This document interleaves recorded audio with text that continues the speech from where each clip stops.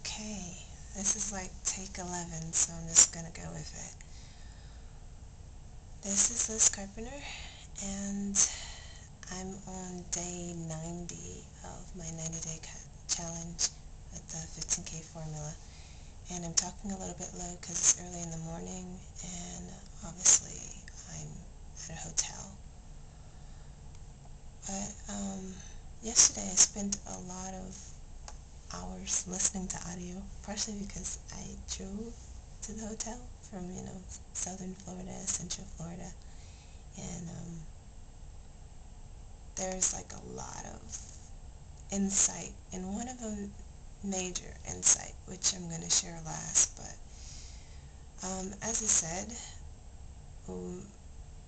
been on the Think and Grow Rich call pretty much every day with Paul Hutchins, and we're going through the science of getting rich, and I just went back and reviewed the chapters that I hadn't really looked at while he was sharing chapter 4.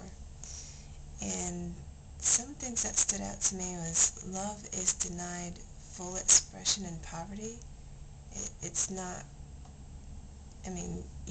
naturally we want to do everything for the ones that we love, and then naturally we can't unless we have the money to do that. So that was like a big aha for me. No one is kept poor because other people have the wealth monopolized. It's basically, one of my favorite quotes is, "In lack of money is never a problem, it's always lack of creativity." So, visible supply is practically inaccessible, and the invisible supply really is, which is, thought. And this is probably going to be a little bit longer than I usually talk because a lot of notes. There's this guy named Melvin that's on the call, and he said after going through this for a while, you find out it's not really the stuff that you want, it's yourself, and the stuff that you acquire allows you to be more of yourself, do more of the things that are true to you or that you love. And that was a big aha for me, like, no kidding. This is a direct quote from the book. Thought is the only power that can produce tangible riches. And, it's the Think and Grow Rich call. And after hearing Melvin, I actually came to the conclusion, like, what is my purpose behind everything that I'm doing? And I think, no, I'm convinced that in everything I do, the underlying thing is I exist to help others know themselves as like the children of God, know themselves as capable of impossible things, or what we call impossible right now, and to know his nature, which is love, because like we have this really skewed, at least in America, this skewed idea of who God is and what he's about. Let's see.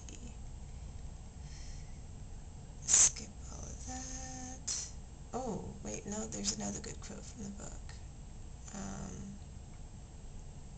Hold to the truth that there is no poverty, there is only abundance. To think health when surrounded by the appearances of disease, or to think riches in the midst of the appearances of poverty requires power. But whoever acquires this power becomes a mastermind. And of course I don't fully get all of that, but it's powerful. Here is, actually this is an excerpt from a book, but it's something that my coach shared. And on the last call, which I was reviewing today, the number one skill of influencers, according to the book, What Got You Here Won't Get You There, page 147, is the ability to make a person feel that he or she is the most important person in the room or in the world. It's the skill of Bill Clinton, Oprah and Bruce Goldman, and this is what they use to become the best in their fields: by listening more than talking. Get better with this. Every person who's writing that as his personal thing. I had a similar thing I was working on this year.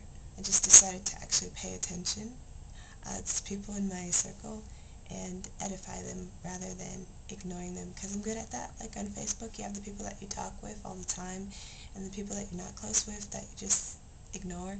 And I was like, I think I want to give attention to everybody, because you don't really know like what kind of connection you'll have with those people unless you actually like see who they are.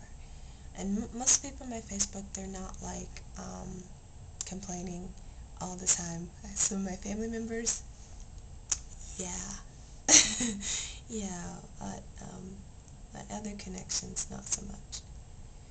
And okay, this is the biggest thing that impacted me yesterday. I was listening to, what is it called? Creating a Dynasty. It's a seminar that I attended, I guess, like a couple of years ago now. It's terrible. I'm thinking I need a refresher. But I attended this. It's a seminar run by Dani Johnson, and this is just as I was driving up here, I was listening to it over again. And I also listened to her product, Unlimited Success.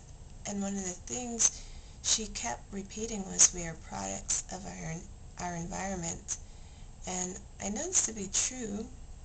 And so I've become more careful. I've become more sorry. I've become more careful about who I spend a majority of my time with.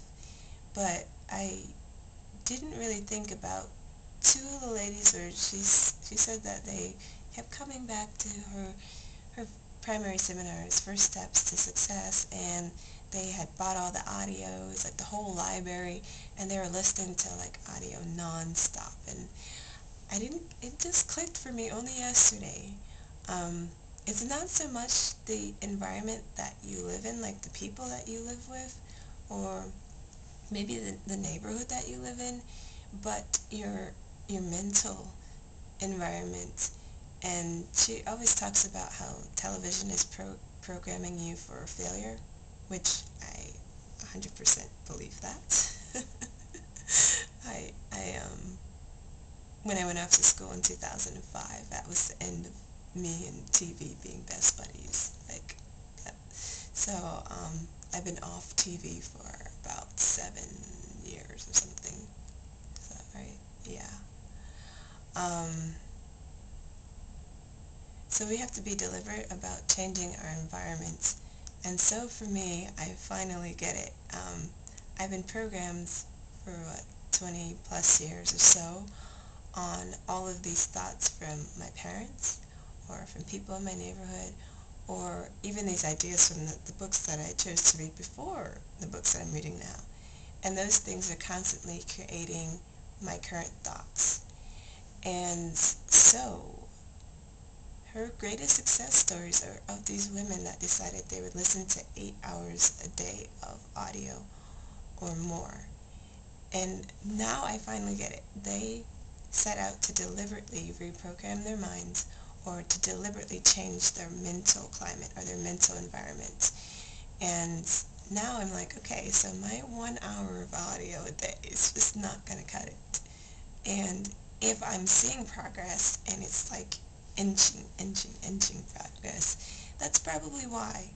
Because we're not even aware. We think some of these thoughts that come to our mind are our own, but really it's just rising from our subconscious, which absorbs everything that you ever see or ever hear or ever experience. It absorbs everything, and then it generates a thought for you to help you with the current situation. It rises from the unconscious to the conscious mind. And some of your ideas are just not the best. Just think about how they are going for you so far. I mean, yeah, there's things you want to accomplish. You want to listen to the people who have accomplished them and not think that I can consciously get their ideas and then figure it out, because it's not about figuring it out. It's about becoming who that person is, and that's something that's kind of a under the surface process. So that was my big aha, the biggest aha. And I'm excited to see what the next 30 days look like, because I'm going to set out to deliberately have the audios running all the time. Yeah, so that's day 90 of my 50K Formula 90-day challenge. And yeah, obviously this is with Empower, and I didn't share anything from Empower, but they definitely do teach audio. Listen to audio, listen to reading. These are some of the core steps that they teach in Empower. And now it's like, duh. They really are about developing people and developing leaders. Sometimes it's called a leadership factory. So anyway, if you want more information, have questions, click the link here, and I'll see you on the next challenge. Bye.